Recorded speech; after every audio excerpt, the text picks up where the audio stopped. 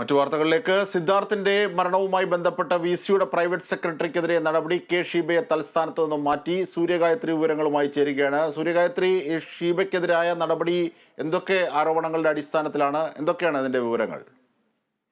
അജിംഷാദി Pookode veterinary സർവകലാശാലയിലെ JS സിദ്ധാർത്ഥിന്റെ മരണവുമായി ബന്ധപ്പെട്ട് മകനും സുഹൃത്തും ഉൾപ്പെടെ 33 പേരെ തിരിച്ചെടുത്ത സംഭവത്തിലാണ് വൈസ് ചാൻസലറുടെ പ്രൈവറ്റ് സെക്രട്ടറി ആയിരുന്ന കെ ഷീബയെ ഇപ്പോൾ തലസ്ഥാനത്ത് നിന്ന് മാറ്റിയിരിക്കുന്നത്. സ്ഥാനം ഏറ്റെടുത്ത ഉടൻ പുതിയ വൈസ് ചാൻസലർ ഡോക്ടർ KS അനിലാണ് ഇത്തരത്തിലൊരു നടപടി കൈക്കൊണ്ടിരിക്കുന്നത്. ഭരണ സൗകാര്യമാണോ പ്രൈവറ്റ് സെക്രട്ടറി അടക്കം ഓഫീസ് സ്റ്റാഫിനെ പുതുതായി നിശ്ചയിച്ചെന്നാണോ വിശദീകരിക്കുന്നത്.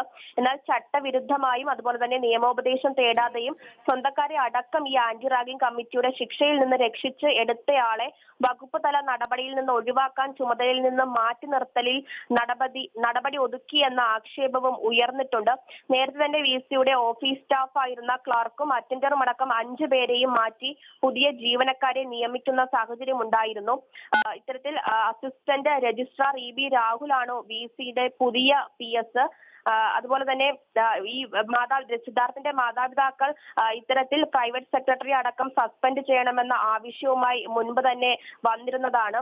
ആ നടപടി കൂടിയാണ് ഇപ്പോൾ ചാൻസലറുടെ ഭാഗത്തു നിന്ന് ഉണ്ടായിരിക്കുന്നത്. അതുപോലെ കോളേജ് ഹോസ്റ്റലിൽ താമസക്കാരല്ലാത്ത 1ാം വർഷക്കാര വിദ്യാർത്ഥികളുടെ സസ്പെൻഷൻ പിൻവലിക്കാൻ VC നൽകിയ കുറിപ്പിന്റെ മറവിൽ 4ാം വർഷക്കാരായ മകനെയും സുഹൃത്തിനെയും പട്ടികയിൽ ഉൾപ്പെടുത്തിയതാണോ ഇവർക്കെതിരെ വലിയ രീതിയിലുള്ള വിവാദം ഉണ്ടാവുന്നതിനും സിദ്ധാർത്ഥിന്റെ അച്ഛനും അമ്മയും അടക്കം പരാതി ഉന്നയിക്കുന്നതിനും കാരണമായത്. VC-യുടെ കുറിപ്പോടെ ഉത്തരവിടാൻ നിർദ്ദേശം ഡീനിന് അയച്ചതും പ്രൈവറ്റ് സെക്രട്ടറി ആയിരുന്നു. ഇപ്പോൾ സസ്പെൻഷൻ നേരിടേണ്ടി വന്ന 90 പേരിൽ സീനിയർ ബാച്ചുകാരായ 57 പേർ വേറെ ഉണ്ടായിട്ടും ഇവരെ ആരെയും തിരിച്ച് എടുത്തിരുന്നില്ല. സസ്പെൻഷൻ റദ്ദാക്കിയത് ചാൻസലർ ഇടപെട്ടത് വഴി പിൻവലിക്കുകയും ചെയ്തിരുന്നു. ഏപ്രിൽ 4 വരെയാണ് സസ്പെൻഷൻ പ്രാബല്യമായി തുടരുക.